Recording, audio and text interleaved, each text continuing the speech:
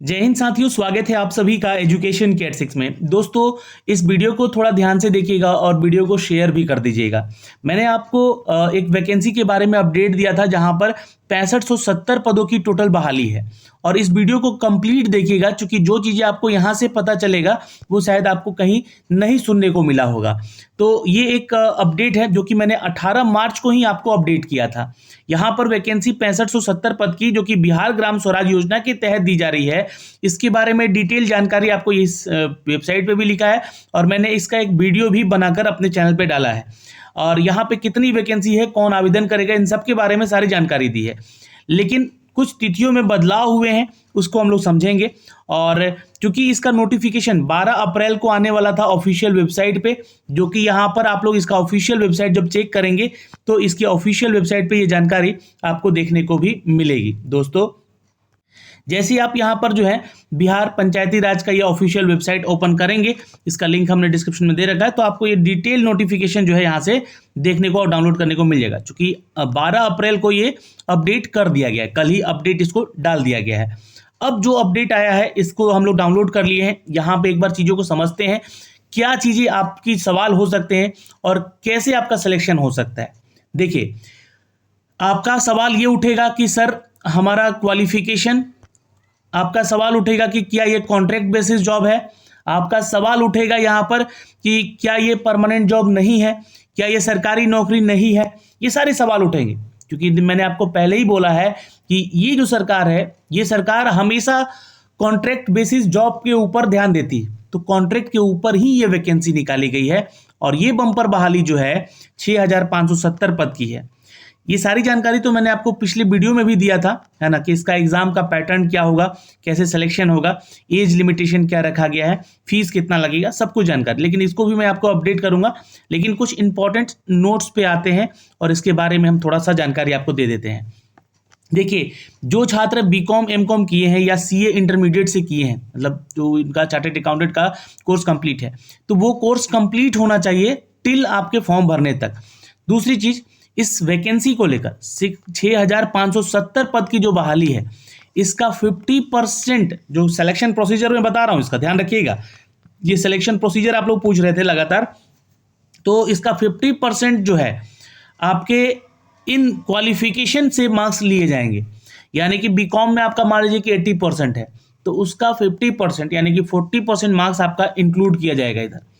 Suppose मानिएगा आपका MCom में, अगर आप एमकॉम के बेस पे आप अप्लाई कर रहे हो, आपका एमकॉम में मान लीजिए कि 60% है, तो 30% यहाँ से जोड़ा जाए। तो इस बात का ध्यान रखना है, बीकॉम पे भी आपका सिलेक्शन होगा, एमकॉम पे भी होगा, सीए इंटरमीडिएट पे भी होगा। ठीक है, तो ये चीज़ें कहाँ लिखी गई है सर?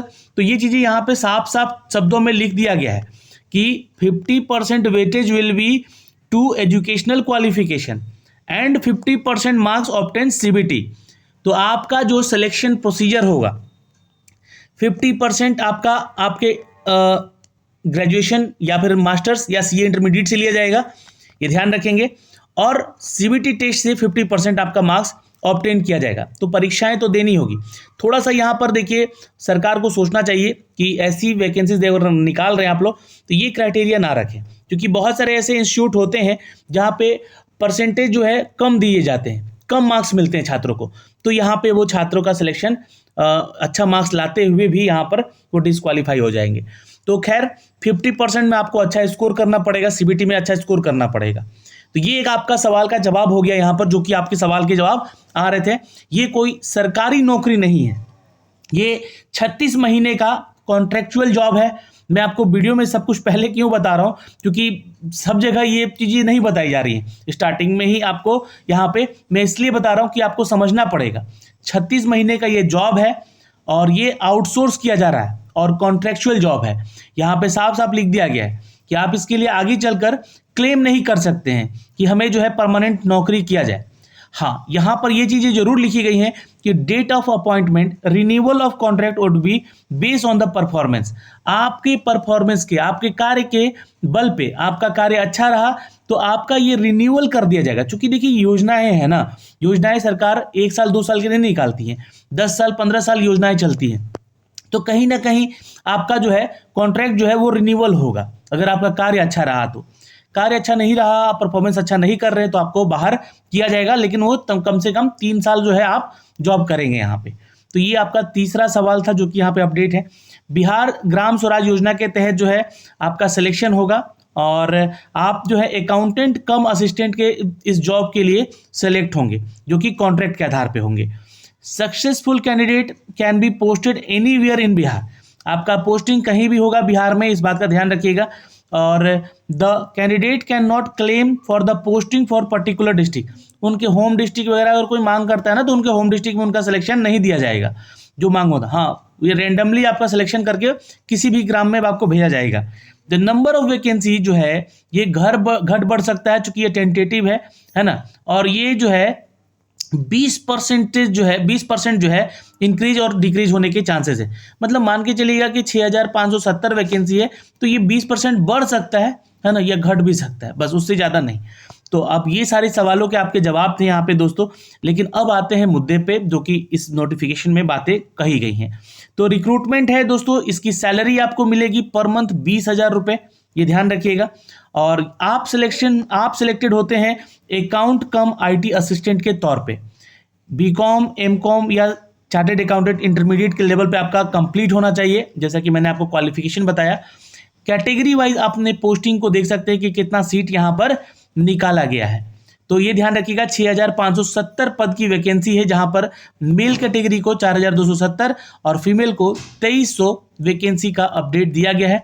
इसकी जो सिलेक्शन प्रोसीजर में आपका एग्जाम होगा वो कंप्यूटर बेस पे होगा, क्योंकि ये आउटसोर्स किया जा रहा है तो ऐसी एजेंसीज को जिम्मेवारी दी जाएगी जो कि आपका एग्जाम करने, जैसे कि आप लोगों ने बेल्ट्रॉन का एग्जाम कहीं दिया होगा कभी भी, तो बेल्ट्रॉन एक एजेंसी है, उसी तरह किसी एजेंसी को बिहार में ऐसे 19-20 ऐसे एजेंसीज हैं जो कि ये एग्जाम कंडक्ट करवाती हैं अलग अलग विभागों को लेकर। तो उन एजेंसीज के जरिए आपका CBT टेस्ट होगा। अब सर यहाँ पर सिलेबस क्या रखा जाएगा, क्योंकि देखिए अकाउंटेंट का ये पोस्ट है तो इस बात का ध्यान रखिएगा BCom MCom से रिलेटेड ही सवाल आपको ज़्यादातर पूछे जाएंगे। प्लस यहाँ पे आपको एक चीज़ ध्यान रखना है कि यहाँ पे एप्टीट्यूड, रीजनिंग और GK और इंग्लिश तो मोस्टली मुझे लगता है कि यहाँ पे ऐड किया जाएगा, बट हिंदी इसमें जरूर ऐड किया जाएगा। तो इंग्लिश या हिंदी जो है कुछ क्वेश्चन रह सकते हैं आपके यहाँ पे, जो कि ये है या आपके जनरल, अगर मैं स्टडी की बात करूं तो ये सवाल यहाँ से होंगे। प्लस फोकस यहाँ पे दिया जाएगा कि ये इससे रिलेटेड क्वेश्चन रहेंगे 50%, यानी कि आपका जो मेन सिलेक्शन होगा आपके एजुकेशन क्वालिफिकेशन के आधार पे ही होगा। ये तो आपका पासिंग मार्क्स भर लिया जाएगा, लेकिन यहाँ से सिलेक्शन जो होगा ये ज़्यादातर क्वेश्चन आपको देखने को मिल सकते हैं। तो ये प्रायोरिटी यहाँ पे दी जाएगी यहाँ पे दोस्तों, इस बात का ध्यान रखिएगा। अब यहाँ पे देखिएगा 12 अप्रैल को बोला गया था कि नोटिफिकेशन आ जाएगा, वो आ चुका है कल, और स्टार्टिंग जो है फॉर्म भरने का 30 अप्रैल यहाँ पे रखा गया है। तो आप रेडी रहिए अपने डॉक्यूमेंट्स के साथ इसका फॉर्म भरने के लिए। मैं 30 अप्रैल को इसका फॉर्म भर के भी जरूर बताऊंगा आपको अपने चैनल पे। चैनल को एक बार सब्सक्राइब जरूर करके रखिएगा। टेलीग्राम हमारा ज्वाइन कर लीजिएगा, टेलीग्राम पे लिंक आपको दिया गया है डिस्क्रिप्शन में ही, तो आप वहाँ से ज्वाइन करके जरूर रखिएगा। एजुकेशन की 86 सर्च कीजिएगा तो आप वहाँ से ज्वाइन कर लीजिएगा। एप्लीकेशन का क्लोजिंग डेट जो है आपका वो 29 मई रखा गया है। तो सर एग्जाम कब होंगे? मई, पूरा मई तो एग्जाम यहाँ पे फॉर्म भरवाया गया, तो एग्जाम देखिए आपका, चूंकि इलेक्शन भी है तो ये जून में मोस्ट प्रोबेबली या जून के लास्ट वीक तक जो है होने की संभावना है, क्योंकि फॉर्म ही भरा जाएगा, सारा डिटेल आएगा, कितने लोगों का फॉर्म रिजेक्ट किया जाएगा, ये सारी चीजें करते करते 15 जून तक तो निकल जाएगा। तो जून का लास्ट वीक जो होगा आपका, ये एग्जाम लेने का अपडेट दिया जाएगा। कोई इससे रिलेटेड जानकारी चाहिए तो ये टोल फ्री नंबर 30 अप्रैल से शुरू हो जाएगा। 30 अप्रैल से आप इस पर कॉल कर सकते हैं, मंडे टू सैटरडे सुबह 10:30 से शाम के 6 बजे तक। संडे और हॉलीडे को छुट्टी रहता है यहाँ पे, इसलिए यहाँ पे ये आपको जानकारी नहीं मिलेगी। अब कट ऑफ डेट को मैंने आपको जानकारी दिया है कि 1 मार्च 2024 रखा गया है, क्योंकि इसका 18 मार्च को नोटिफिकेशन आ चुका था, मैंने इसके ऊपर वीडियो बनाया है, ठीक है, जाके देख लीजिएगा, है ना। तो इसलिए 18 मार्च रखा गया है। फीस जो है आप लोगों से लिया जा रहा, ये फीस ज़्यादा ही है, क्योंकि ये एक योजना का वैकेंसी है तो इतना फीस नहीं रखना चाहिए था, ठीक है। लेकिन general, EWS, BC EBC category के मेल छात्रों को 500 रुपये, 250 रुपये फीमेल को। SC ST हैं आप, डोमिसाइल है आपका बिहार का तो 250 रुपये, और फीमेल है तो 250 रुपये।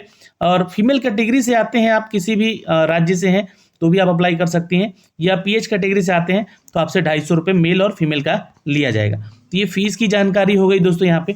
अब एज लिमिटेशन की अगर हम बात कर ले तो एज लिमिटेशन में 45 साल मैक्सिमम एज रखा गया है फॉर द जनरल मेल और ईडब्ल्यूएस मेल के लिए। ठीक, अगर फीमेल में आते हैं तो आप जनरल फीमेल भी हैं या ईडब्ल्यूएस फीमेल हैं तो आपको 3 साल का रिलेक्शन यहाँ पे मिलेगा। बीसी ईबीसी मेल फीमेल है तो 48 साल, एससी एसटी मेल फीमेल है तो 50 साल। ये आपको एज है, लेकिन मिनिमम एज आपका 21 साल होना ही चाहिए। 10 साल का रिलेक्शन उनको मिलेगा जो कि पीएच कैटेगरी से बिलोंग करते हैं, वो बिहार के होने चाहिए। इस बात का ध्यान रखिएगा, आप लिखा नहीं गया लेकिन इसका ध्यान रखिएगा। तो ये सारी जानकारी जो है हमने आप तक साझा किया है। जो भी आपके सवाल बन रहे थे उन सवाल के जवाब दिए हैं दोस्तों। फिर भी अगर कोई डाउट है आपका तो कमेंट सेक्शन में कमेंट जरूर कीजिएगा। जय हिंद।